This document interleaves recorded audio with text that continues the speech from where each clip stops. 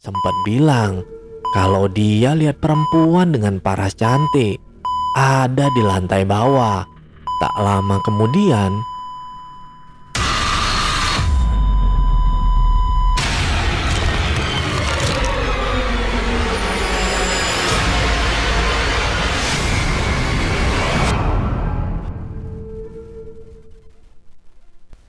halo para pecinta kisah horor di luar sana. Berjumpa kembali dengan saya, kurator dari kanal Swarna Lokaya. Kali ini kita akan membacakan kisah dari akun Twitter Dewa Biru yang berjudul Rumah Bekas Pembantaian. Untuk para pendengar yang mau membaca kisah ini secara langsung, saya juga menampilkan link pada kolom deskripsi. Dan silakan follow akun penulis. Sebelum kita masuk ke dalam ceritanya, saya mohon dukungan dari para pendengar untuk klik subscribe, like, and share. Dan jangan lupa aktifkan lonceng notifikasinya agar para pendengar tidak ketinggalan kisah-kisah terbaru dari Swarna Lokaya. Untuk para pendengar yang sudah memberikan dukungan, saya ucapkan banyak terima kasih. Dan semoga Tuhan juga melancarkan setiap usaha dari para pendengar. Mari kita mulai tenggelam dalam kisah ini. Kisah dimulai. Cerita ini berawal pada tahun 2013 silam.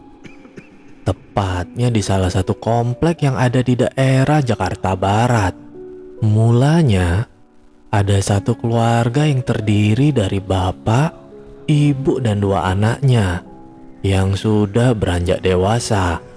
Satu perempuan dan satu laki-laki dibantai dalam satu malam oleh segerombol orang yang menerobos masuk ke dalam rumahnya. Mereka semua pertama kali ditemukan dalam keadaan tewas oleh asisten rumah tangga yang baru datang pagi hari untuk bekerja. Si asisten rumah tangga ini kaget melihat keempat majikannya sudah tewas bersimbah darah. Dan setelah itu, ART ini berteriak histeris meminta pertolongan warga sekitar. Seketika, para warga sekitar datang berbondong-bondong memadati rumah tersebut. Tak lama kemudian, ambulan datang, dibarengi pihak kepolisian yang langsung menyegel dan melakukan olah TKP di tempat tersebut. Belum diketahui motif apa yang menyebabkan satu keluarga itu dibantai. Yang jelas, setelah kejadian malam itu, kondisi di sekitar rumah tersebut jadi mencekam.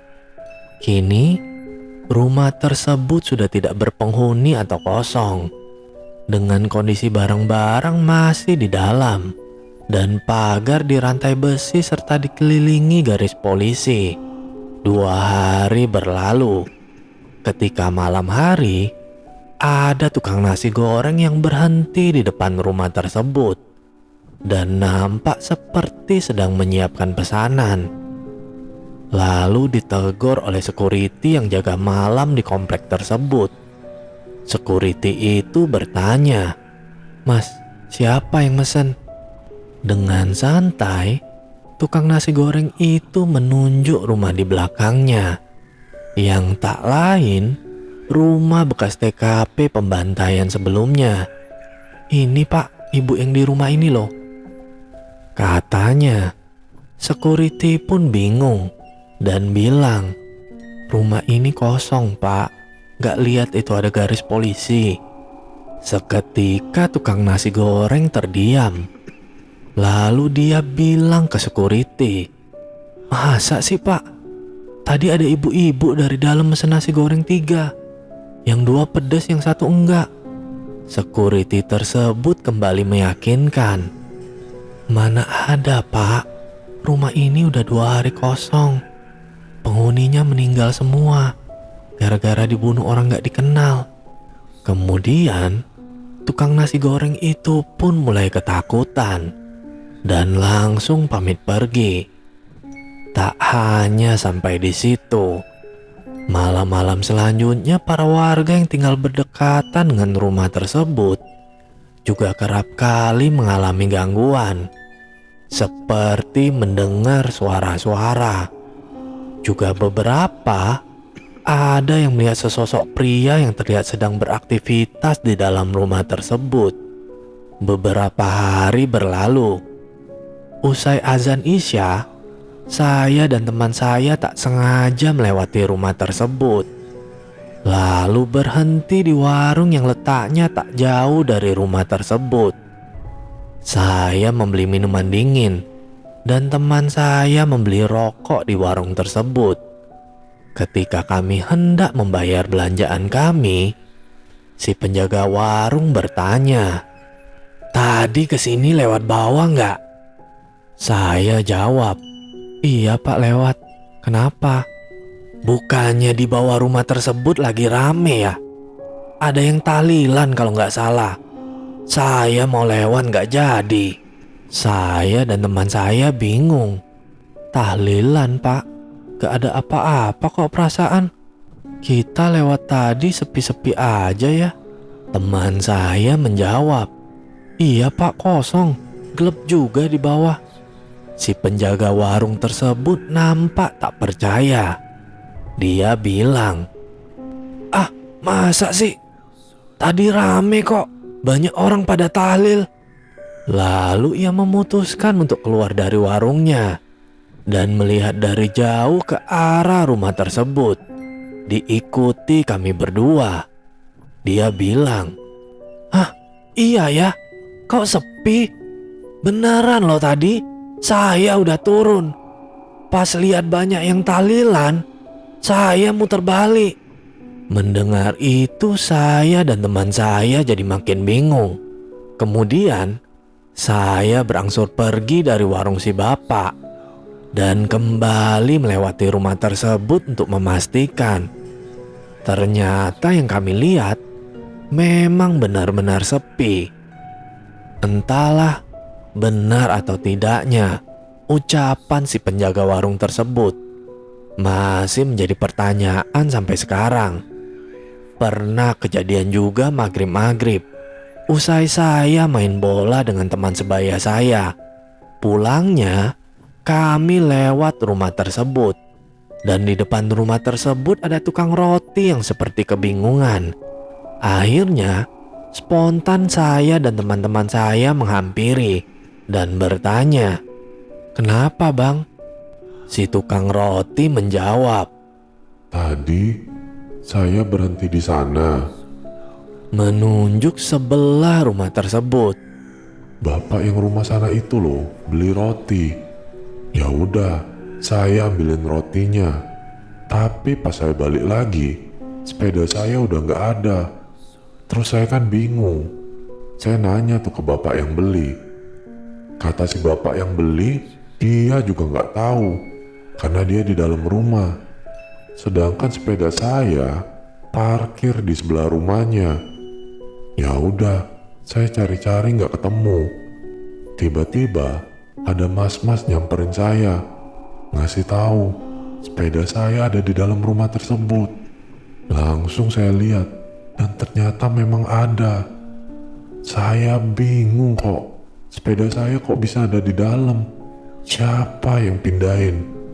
Baru saya mau nanya sama mas-mas yang kasih tahu sepeda saya di dalam, saya nengok, orangnya udah nggak ada.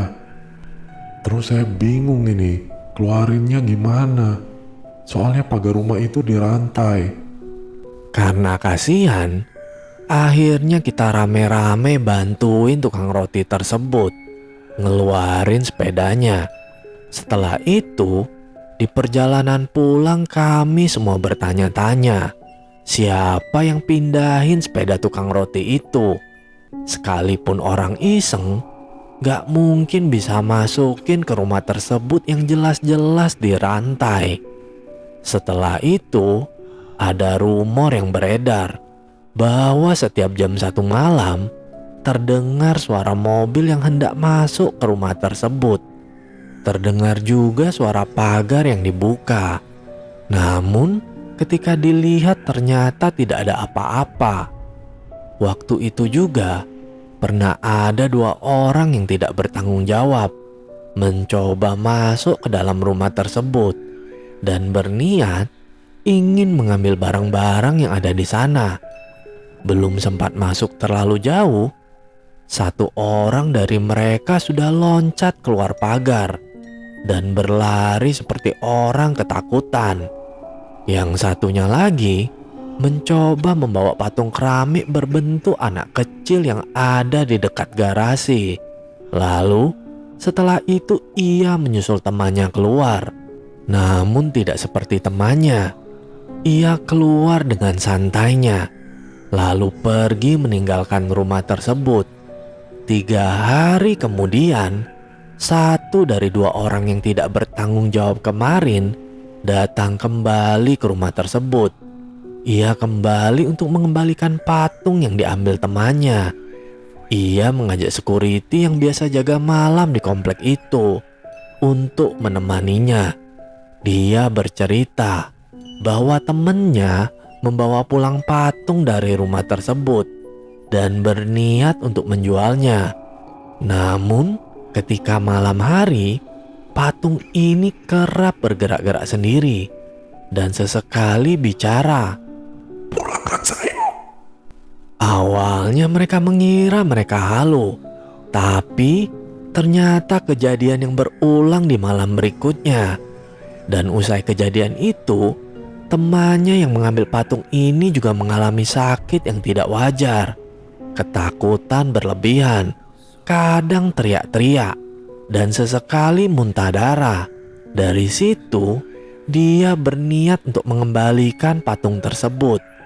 Dia juga bercerita kalau dia tidak tahu temannya membawa pulang patung ini, karena menurut pengakuannya, ia sudah keluar lebih dulu dari rumah tersebut karena ketakutan setelah melihat sosok perempuan yang menembus tembok di dalam rumah tersebut. Makin kesini, makin banyak isu yang beredar tentang rumah tersebut. Yang paling ramai diperbincangkan adalah tentang bunyi lantunan alat musik piano yang rutin terdengar setiap malam Jumat dari rumah tersebut. Dan hal itu membuat saya dan teman-teman saya penasaran. Akhirnya kami putuskan untuk mencari kebenaran tentang isu tersebut. Rencananya malam Jumat nanti saya dan beberapa teman ingin nongkrong di dekat rumah tersebut dengan tujuan ingin tahu langsung mengenai suara piano itu. Malam Jumat pun tiba. Saya dan keempat teman saya duduk di turunan dekat rumah tersebut. Kurang lebih saat itu pukul 10 malam. Yang kami lakukan tak lain hanya selayaknya anak remaja nongkrong dengan teman-temannya, ngobrol, bercanda, dan tertawa. Setengah jam berlalu, tidak ada apa-apa. Suasana sekitar sudah sangat hening. Lalu satu teman saya bilang kalau dia ingin ke warung untuk membeli minuman dan cemilan agar suasana menjadi lebih cair. Tak lama kemudian datang kedua teman saya lainnya. Ternyata mereka menyusul ketika dikabari oleh salah satu teman saya. Kedua teman saya datang membawa gitar. Barulah suasana yang tadinya agak hening menjadi ramai kembali karena genjrengan gitar dan nyanyian dari kami. Tidak terasa, waktu sudah menunjukkan pukul 1 malam. Namun, kami tidak mendapatkan keanehan ataupun gangguan satupun. Akhirnya, kami memutuskan untuk pulang. Mengingat sudah larut malam dan tak enak juga, karena kehadiran kami mengganggu warga lainnya. Baru saja kami bubar, tiba-tiba samar terdengar suara piano yang entah dari mana. 3 teman saya langsung lari ketakutan, menyisakan saya berempat.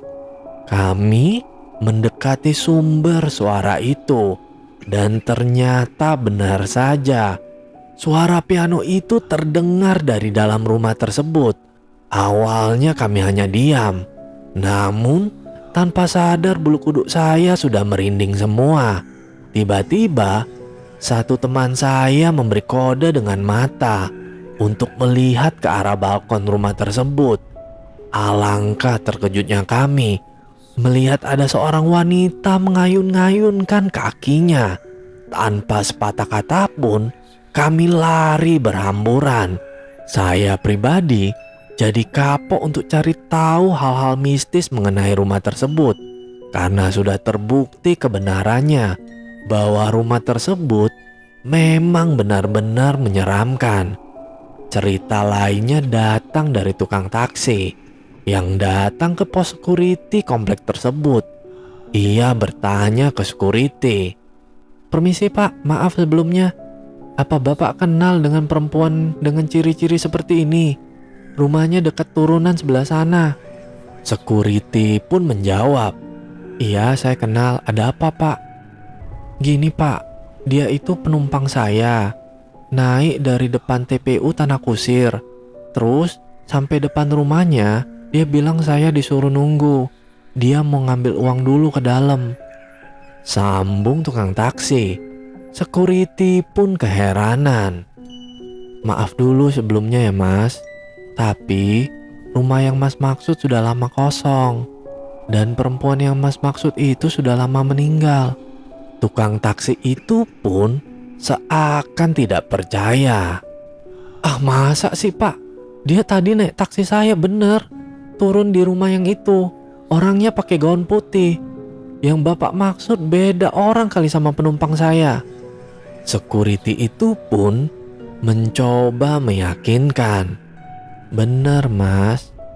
Orang yang Mas maksud itu sudah lama meninggal. Namanya Mbak X. Dia anak dari pemilik rumah tersebut. Dia bersama keluarganya dibunuh sama orang gak dikenal. Kalau Masnya tidak percaya, boleh saya temenin lihat rumahnya." Tukang taksi pun mengiyakan dan kemudian menuju rumah tersebut, ditemani oleh security. Sampai di sana, mereka keluar dari taksi dan berdiri di depan rumah tersebut. Security berkata, "Tuh, coba Mas lihat, rumahnya kosong kan? Mana ada perempuan bisa masuk ke sini? Orang pagarnya aja dirantai." Supir taksi itu pun pucat karena bingung dan masih tak percaya sama apa yang dialaminya.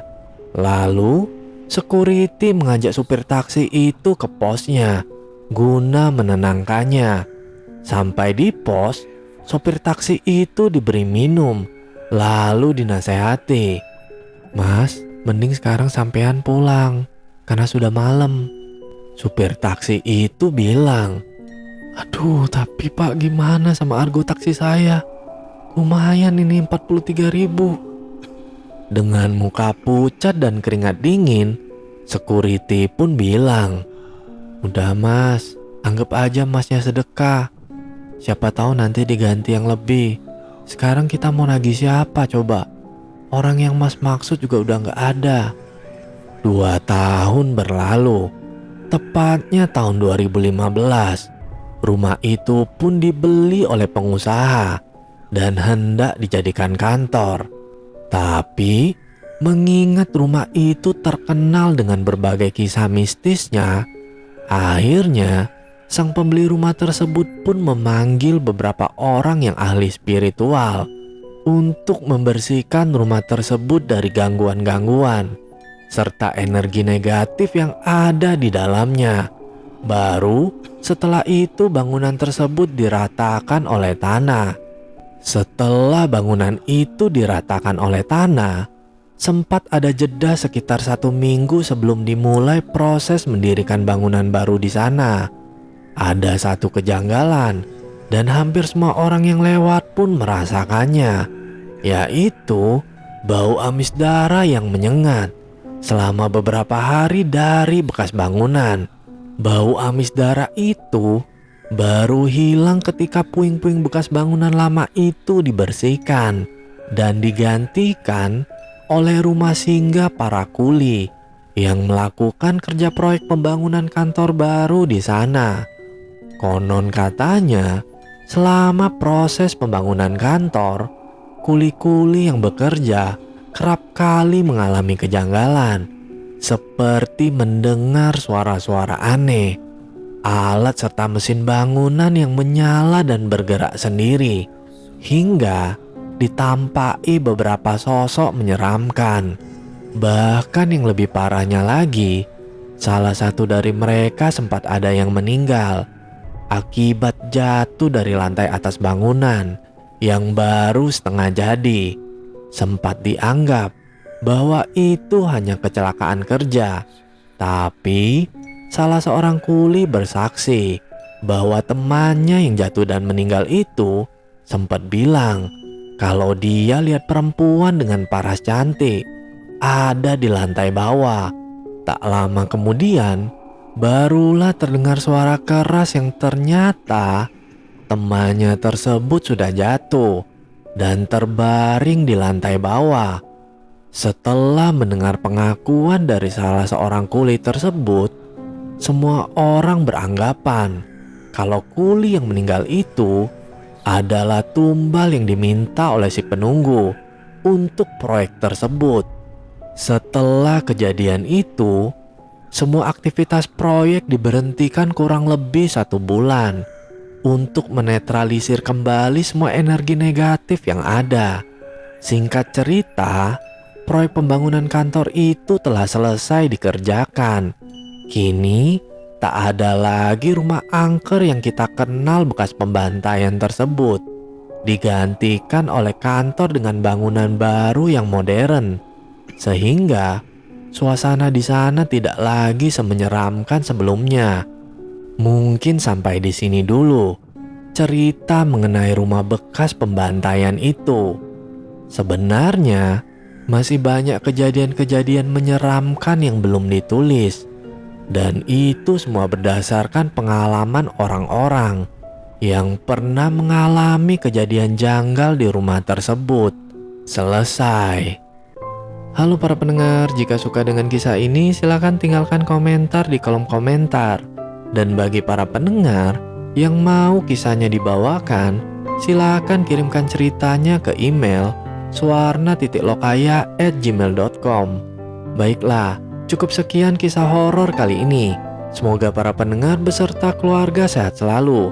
Dan sampai bertemu lagi dengan kisah horor berikutnya. Tentu saja di kanal Suwarna Lokaya. Bye.